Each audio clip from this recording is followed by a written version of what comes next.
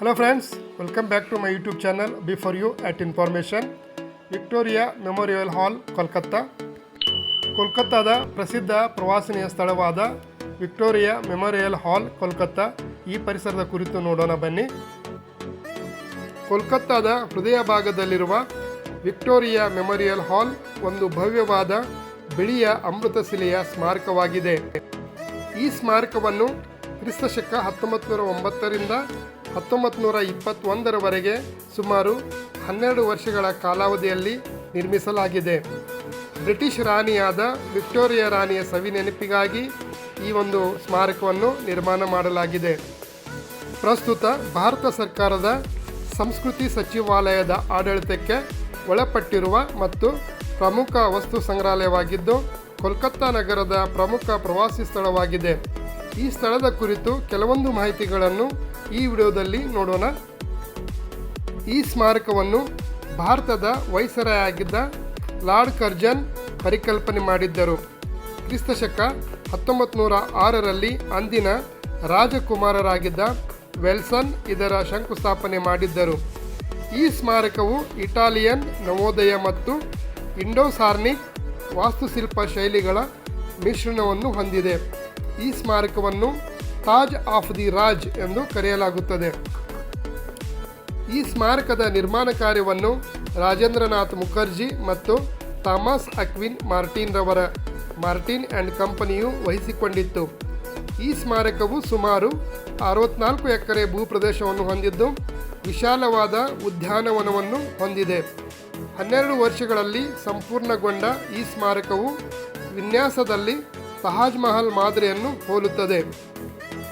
ಪ್ರಮುಖ ಗುಮ್ಮಟವು ಅಷ್ಟಭುಜಾಕೃತಿಯ ಗುಮ್ಮಟಾಕಾರದ ಛತ್ರಿಗಳು, ಎತ್ತರದ ದ್ವಾರಗಳು, ಟೆರೇಸ್ ಮತ್ತು ಗುಮ್ಮಟಾಕಾರದ ಮೂಲೆಯ ಗೋಪುರಗಳೊಂದಿಗೆ ಪ್ರತಿಬಿಂಬಿಸುತ್ತದೆ.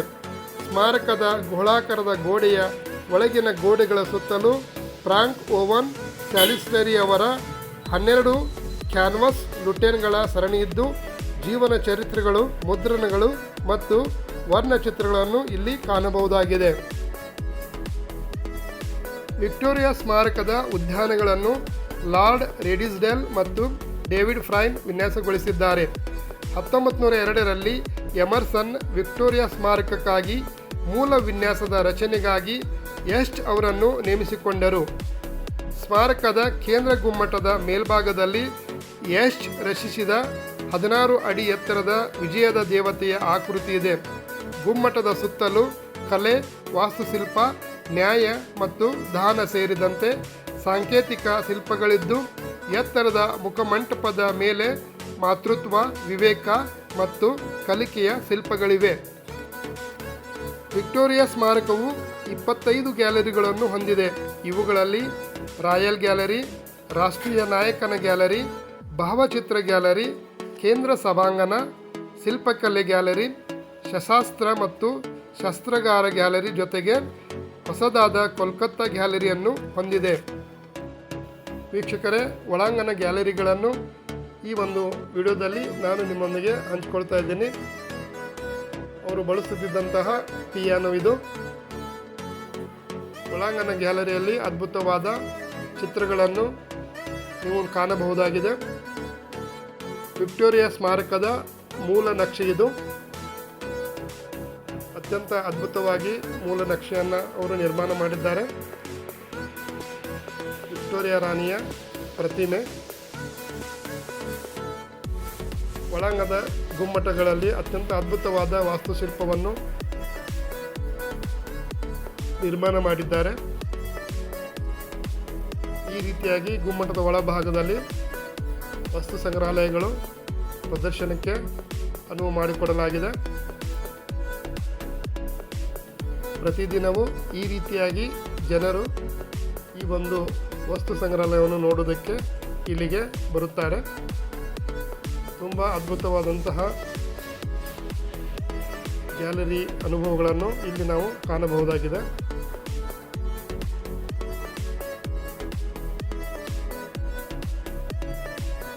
ಒಳಾಂಗಣದ ವಾಸ್ತುಶಿಲ್ಪದ ಸೌಂದರ್ಯವನ್ನು ನೀವು ಇಲ್ಲಿ ಕಾಣಬಹುದು.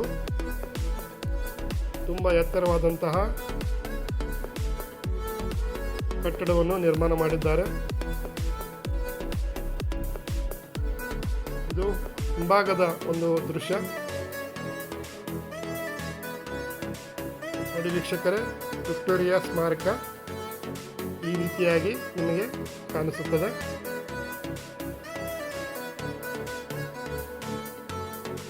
ಕಿಂಗ್ ಎಡ್ವರ್ಡ್ ಇವರ ಒಂದು ಸ್ಮಾರಕವಿದೆ. ರಾಣಿ ವಿಕ್ಟೋರಿಯಾ ಪ್ರತಿಮೆ, ಮಾತೃತ್ವದ ಪ್ರತಿಮೆ,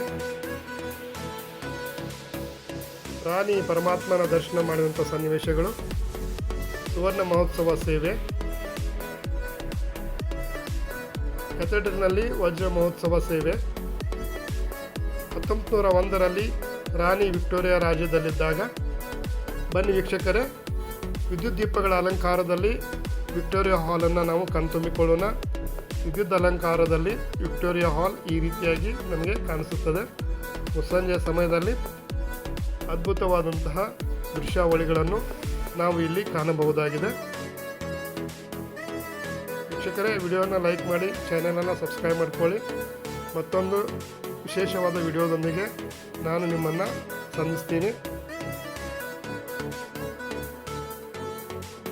ಈ ರೀತಿಯಾಗಿ ಸಂಜೆಯ ಸಮಯದಲ್ಲಿ, ಮುಸ್ಸಂಜೆ ಹೊತ್ತಿನಲ್ಲಿ ವಿಕ್ಟೋರಿಯಾ ಹಾಲ್ ಅತ್ಯಂತ ಅದ್ಭುತವಾಗಿ ಕಾಣಿಸುತ್ತದೆ.